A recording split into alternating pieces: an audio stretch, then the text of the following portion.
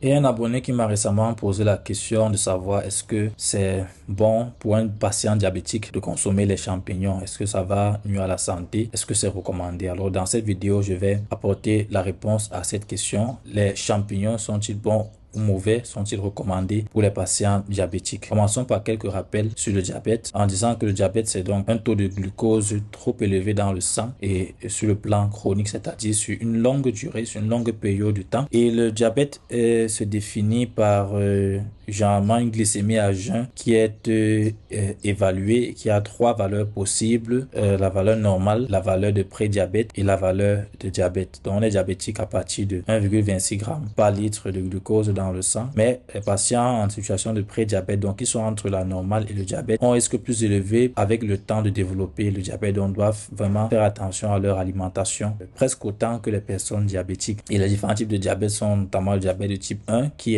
se caractérise par une situation d'auto-immunité où le système immunitaire détruit le pancréas, ce qui conduit à un manque d'insuline, l'insulinopénie, et qui touche généralement les sujets assez jeunes. Contrairement au diabète de type 2, qui est plutôt lié à l'hygiène de vie, peut-être manque d'activité physique ou une mauvaise alimentation, qui conduit à la longue à une résistance de l'organisme à l'insuline. Et enfin, on a le diabète gestationnel qui touche les femmes enceintes et qui peut avoir d'énormes répercussions en termes de complications tant sur la mère que sur le futur. J'ai déjà fait une vidéo sur le diabète gestationnel précédemment. Parlant donc de l'alimentation du diabète, vous l'aurez compris, il serait intéressant de privilégier les aliments qui ne vont pas trop augmenter la glycémie. Donc les aliments à privilégier pour le patient diabétique sont donc en général les fruits et les légumes, tels que en particulier l'avocat, les fruits de la famille du citrus, donc orange, pamplemousse, les pommes qu'on appelle ici pommes de France, papaye et autres. Donc en termes de fruits et légumes en général, la plupart des fruits et légumes sont très bons pour le patient diabétique, même s'il y a certains qui peuvent être assez sucrés et donc il faut quand même consommer avec modération, mais c'est toujours intéressant d'avoir une alimentation riche et variée, surtout variée en fruits et en légumes. Les aliments aussi protéiniques sont intéressants parce que ça ne va pas beaucoup augmenter la glycémie,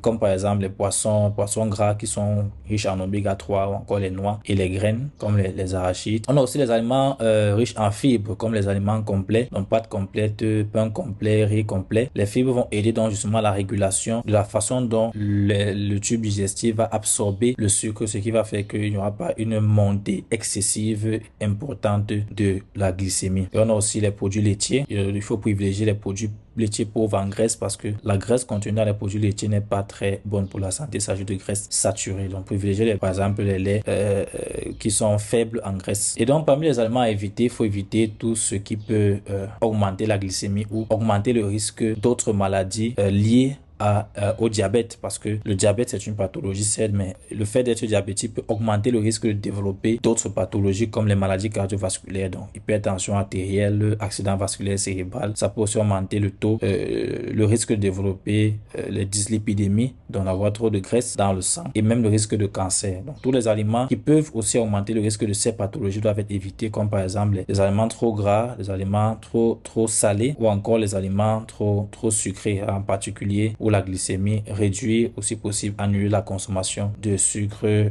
artificiel.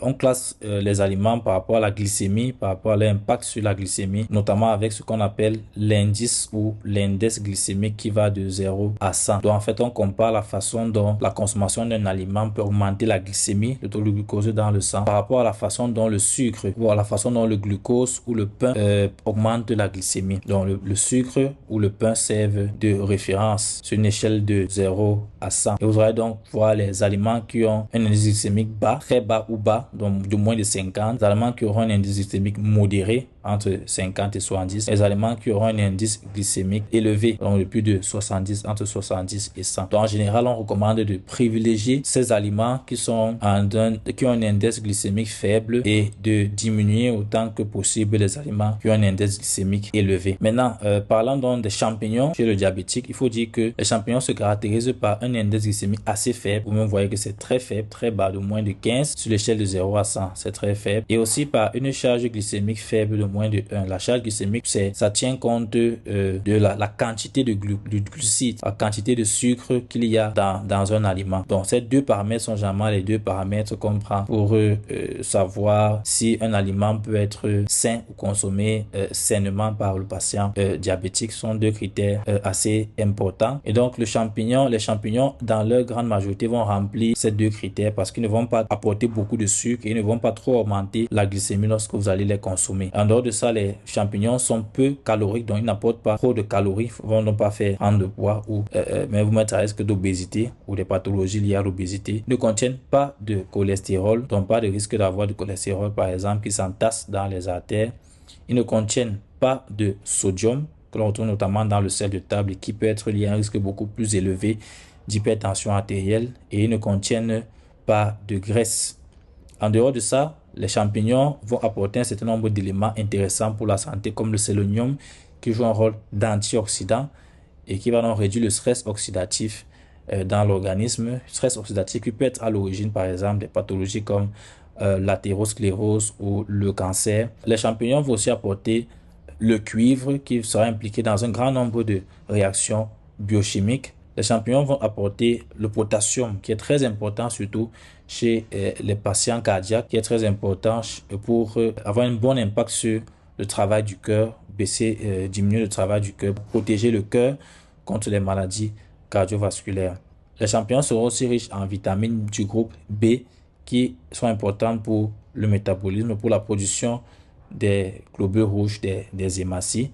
Et les champignons vont aussi apporter du bêta-glucane qui est un type de sucre qui est bon pour la santé parce qu'il va aider à réguler les taux de cholestérol, donc de graisse dans le sang, et aussi réguler le taux de glycémie, donc très important. Voilà donc les bienfaits, les nombreux bienfaits des champignons en général et en particulier pour les patients diabétiques. Donc il est recommandé pour les patients diabétiques de consommer de temps en temps des champignons, toujours dans une alimentation variée et équilibrée parce que il n'est pas question de se focaliser sur un seul type d'aliment. Il faut toujours avoir une alimentation la plus variée et la plus équilibrée possible avec fruits, légumes et tous ces autres ingrédients, y compris de temps en temps des champignons, sans oublier bien sûr de faire de l'exercice physique de manière régulière. Merci donc pour votre attention et surtout n'oubliez pas de faire comme les plus de 36 000 personnes qui sont déjà abonnés à ma chaîne en vous abonnant, et n'hésitez pas à vous liker et à partager la vidéo et à regarder mes autres vidéos. J'en ai déjà publié plus de 400 sur la santé.